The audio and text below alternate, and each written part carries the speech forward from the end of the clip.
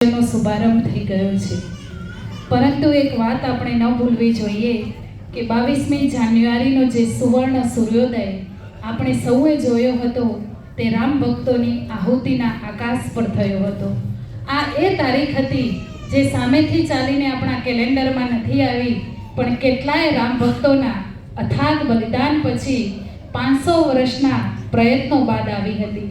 મહારાણા પ્રતાપ હોય કે છત્રપતિ શિવાજી, એવા તો અનેક હિન્દુ વીર પુરુષો હિન્દુત્વ અને મા ભૂમિની રક્ષા કાજ બલિદાન આપતા આવ્યા છે. જે વિધર્મી આક્રમણો રામ જન્મભૂમિ પર થયા હતા, એવા જ વિધર્મી આક્રમણો આપણી માતૃ સંસ્થા પ્રેરણાપીઠ પિરાણામાં પણ થયા હતા.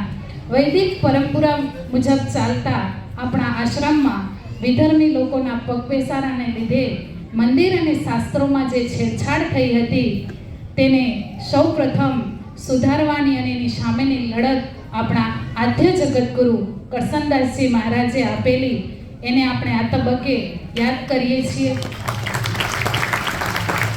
તમામ સંતો, સતપંથના સંતો અને મહંતોના આશીર્વાદરૂપ એમના સાથ સહકારથી આપણા વર્તમાન ગાદીપતિ માનનીય સતપંથાચાર્ય જ્ઞાનેશ્વરદાસજી મહારાજના નેતૃત્વ હેઠળ સતપંથ સનાતન ધર્મનું રક્ષણ કરવું અને હંમેશા આપણો ભગવો લહેરાતો રહે, વૈદિક પરંપરા મુજબ આદ્યનારાયણ ભગવાનની પૂજા થતી રહે, એ માટે આપણે સૌ કટિબદ્ધ છીએ.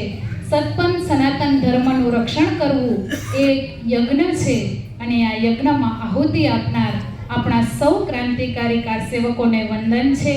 ગરમીના જ્યારે દિવસો હતા, આપણે એસી વગર નહોતા રહી શકતા, ત્યારે આપણા ક્રાંતિકારીએ કારસેવકોએ પંખા વગર દિવસો કાઢ્યા છે.